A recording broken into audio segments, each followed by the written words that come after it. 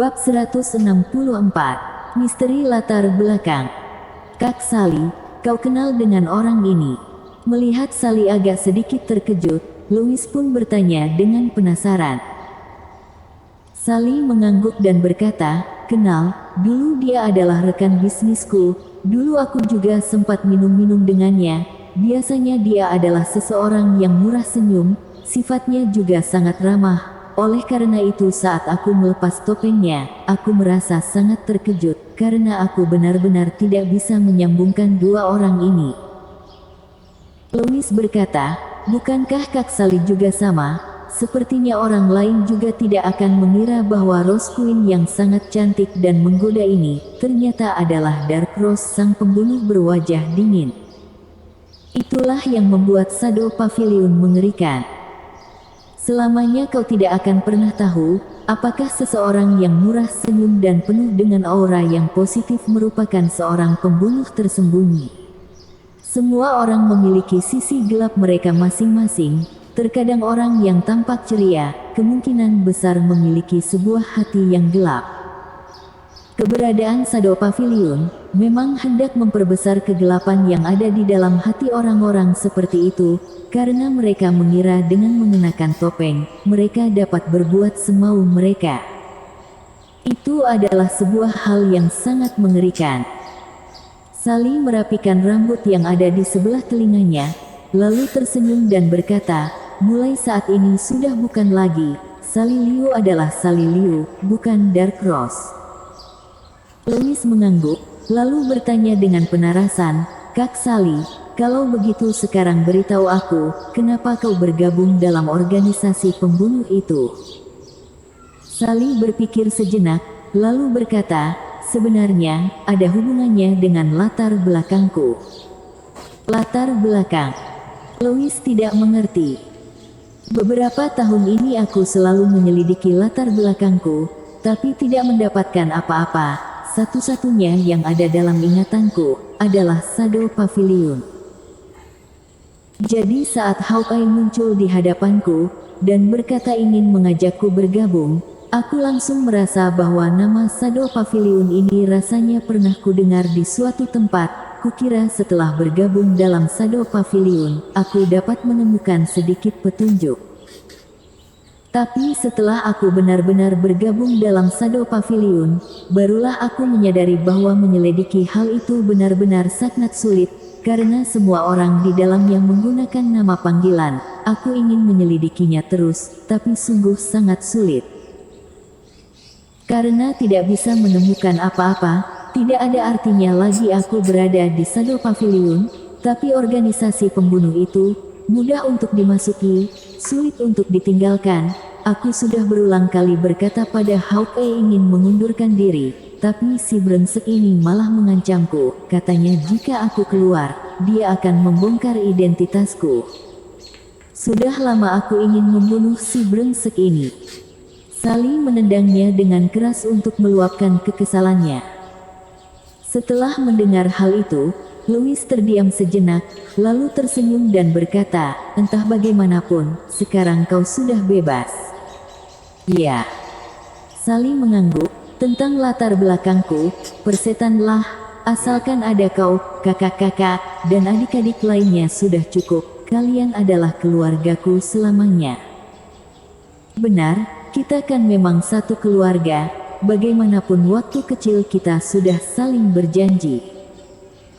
Louis tertawa kecil, namun tak lama ia pun langsung menutup mulutnya.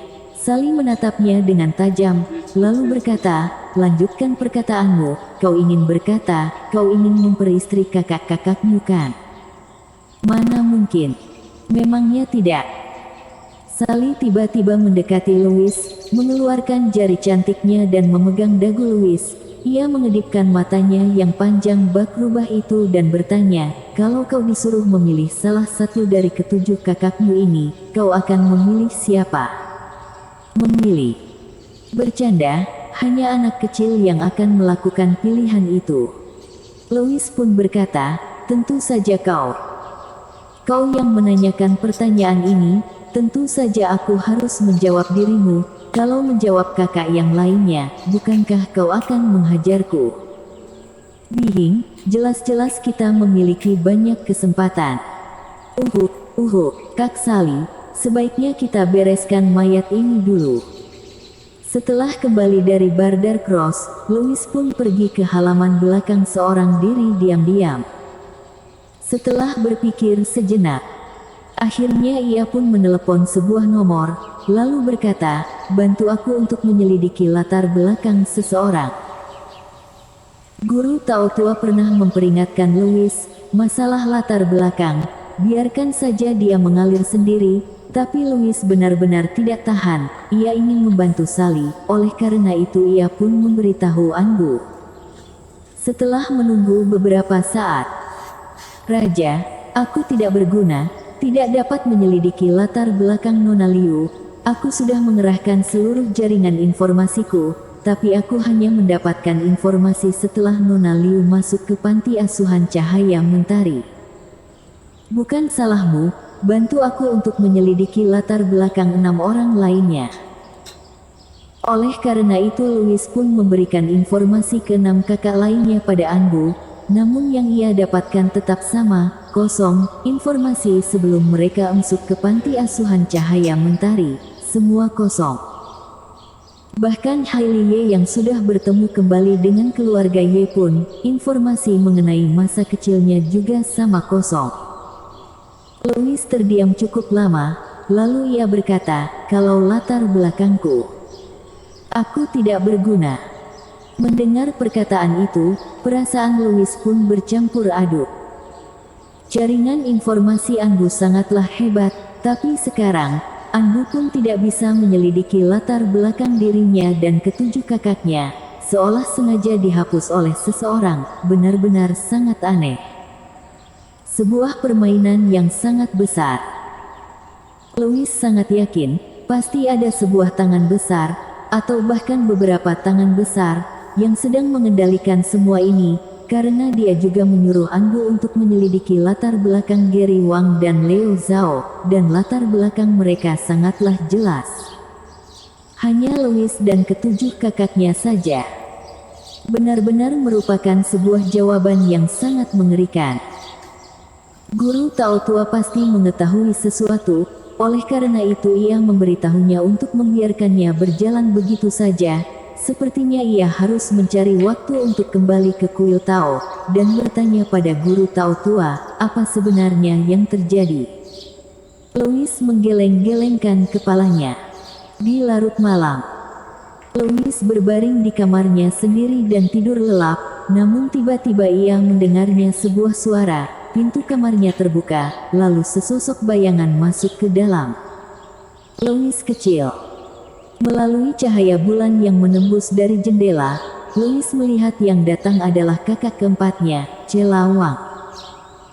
Cela tidak menyalakan lampu kamar, dan malah mengulurkan kedua tangannya untuk meraba-raba, sampai akhirnya meraba sampai ke dalam selimut Louis.